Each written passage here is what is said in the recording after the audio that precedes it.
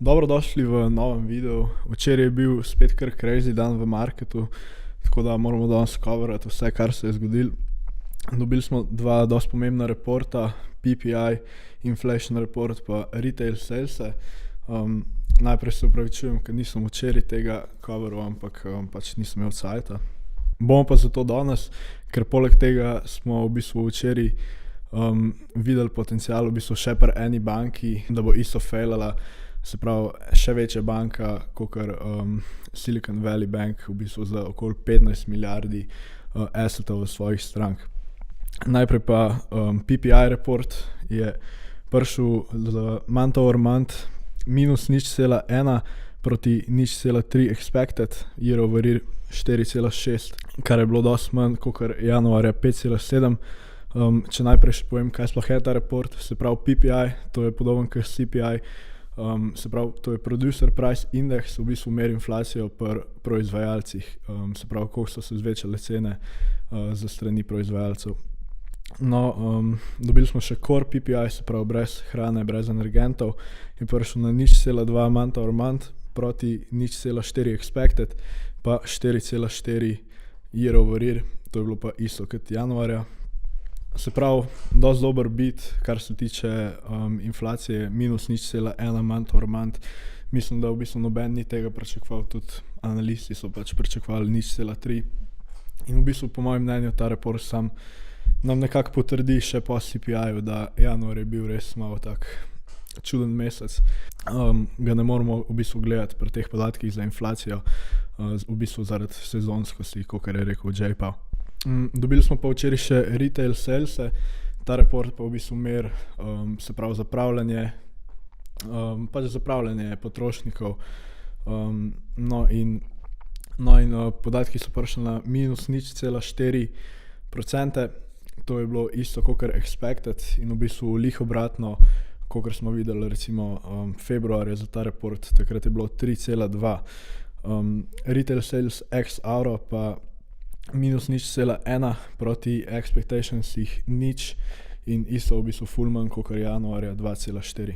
Zdaj, če mene vprašate, v bistvu so bili to res perfektni reporti, ne vem, če bi lahko dobili boljše, glede na to, da pač pri retail salesih smo dobili točno to, kar je bilo pričakovano. Tukaj bi bilo v bistvu slabo in če gremo preveč v negativno in če v bistvu preveč bita, če gremo v negativno, je to nek znak recesije, ne, da pač potrošniki toliko manj zapravljajo, medtem kaj v bistvu, če bi bil recimo toliko hot retail sales kakor januarja, je pa to slab znak za inflacijo. No, PPI pa kaj je toliko mislil, je pa itak dobro, ne, pač kar se tiče inflacije, kakor sem rekel, nam potrdi nekako, da smo na tej pravi poti disinflacije, ker nas je pač podatki za januara, ne, so mogoče koga malo prestrašili, da bo kakšen nov val inflacije spet. Če si pogledamo še malo te dva reporta, se pravi, pri PPI-ju je bilo v bistvu podoben kot pri CPI-ju, najbolj je vplival na to številko energenti, ker so se pač dosti spustili v ceni zdaj februarja. Ta report je bil za februar drugače. Kar se pa tiče retail salesov, smo videli 2,2% decline za food and drinking establishments, se pravi restauracije, bari, kar je bilo dobro v bistvu, ker januarja je bila ta cifra daleko najbolj hot v retail sales reportu in v bistvu še vedno je ta cifra za year over year up 15,3%, no, ampak zgleda, da se je začela malo ohlajati. No, kakor rezultat teh reportov smo videli full velike drope v bondsih, v pač treasury yieldih, se pravi 10-year treasury je zdaj padel že na 3,4%, v bistvu še en teden nazaj je bil na 4,1%, medtem ko 2-year je pa zdaj že na 3,9%, ki je bil pa isto, pač en teden nazaj je bil nad 5%. In tudi ta spread v bistvu med 2-year pa 10-yearom se zdaj že dosti zmanjšal na okoli 0,5%. Ta inverted yield curve, se pravi, da je 2-year večji kakor 10-year, je bil v bistvu do zdaj najboljši pokazatelj za recesijo, ampak kar pa mogoče veliko folka ne ve ali pa v bistvu niso pozorni na to, je da v bistvu stvari se ponovadi začnejo slabšati, ker se ta spread zmanjšuje. Se pravi, to smo tudi zdaj videli v bistvu pri teh bankah. se je vse to zgodilo, ne, lih takrat, ko se je začel ta spread zmanjševati. Kar se pa tiče marketa na splošno, se pravi, tukaj gledam predvsem S&P, sicer je zaključil up včeraj, ampak je skoraj cel dan v bistvu je trade down. Kljub temu, da smo dobili te dva dobra reporta pre-market, no in to je v bistvu zaradi tega, kar bomo zdaj coverali v drugi polovici videa in kot sem rekel, market je bil v bistvu down, dokler nismo dobili še enih novih novic, kar se tiče tega. Tako da, kar se tiče marketa, v bistvu zdaj videvamo market, sploh več v bistvu ga toliko ne skrbi inflacija, ker recimo, ko v bistvu, če bi bili investorji zaskrbljeni za inflacijo, bi bili po tem reportu najverjetneje marketi dosti green, no. Ampak se mi zdi, da zdaj več ali manj investorje najbolj skrbi v bistvu za pač recesijo, ne.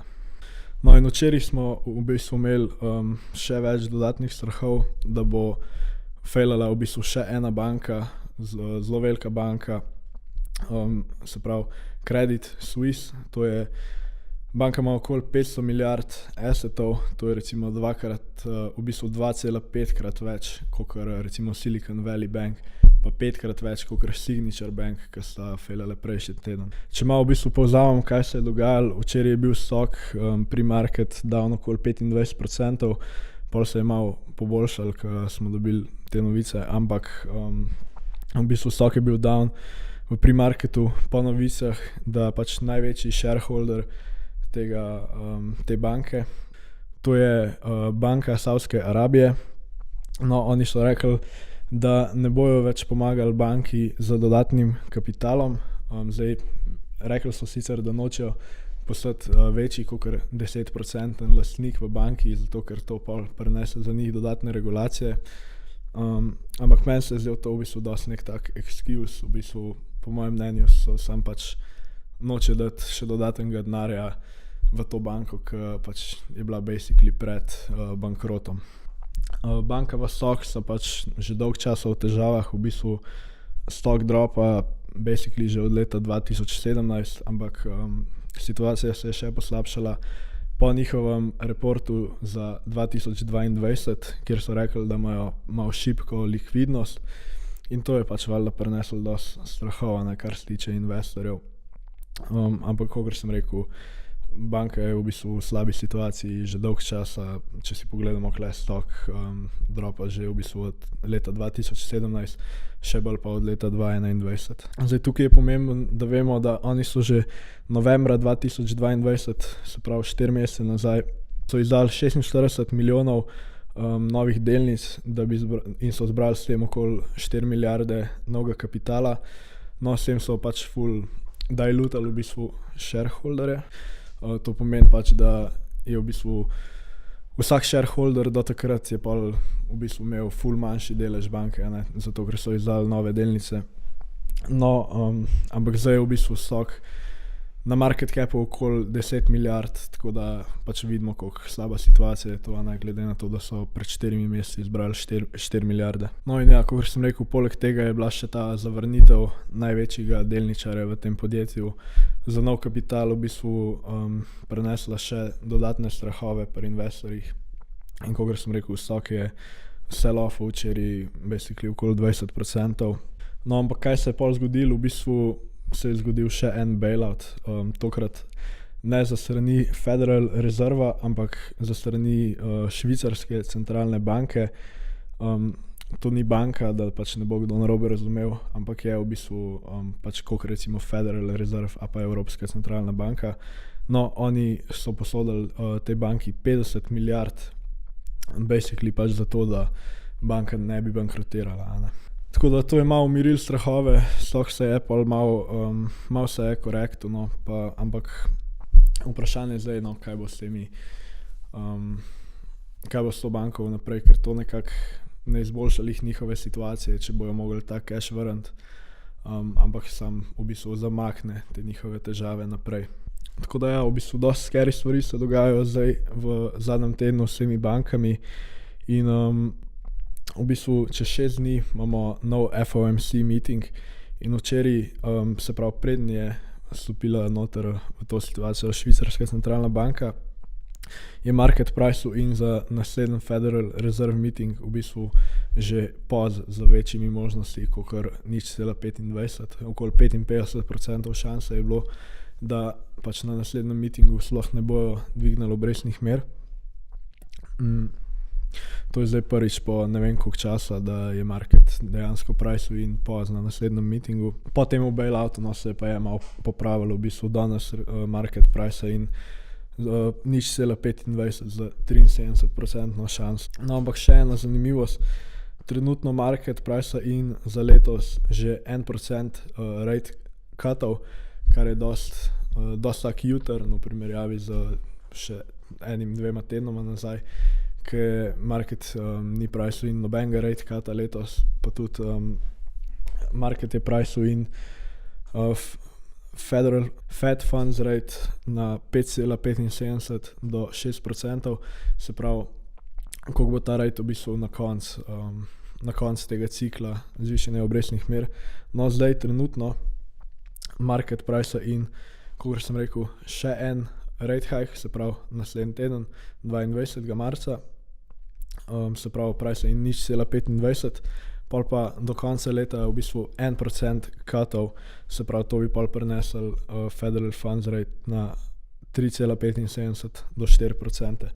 Se pravi, vidimo v bistvu, kako hitro se to lahko spremeni. V bistvu v 2 tednih se je pač Fed Funds Rate spremenil za 1% in niso ta prediction, da bojo letos cutali rate za 1%, tega ni bilo 2 tedna nazaj. Tako da ja, poleg tega dobimo danes še pri Evropski centralni banki rate hike. Tudi to bo zanimivo v bistvu po tej situaciji, ker Credit Suisse je v bistvu Evropska banka, ne? Mislim, ni sicer v Evropski uniji Švica, ampak še vedno je to dosti slabo je vplivalo na evropske stokse, so bili včeraj v bistvu vsi down, tako da bo dosti zanimivo danes, kaj se bojo odločili. Ja, to je pa v bistvu to, no, za ta video. Malo recap, kaj se je včeraj dogajalo.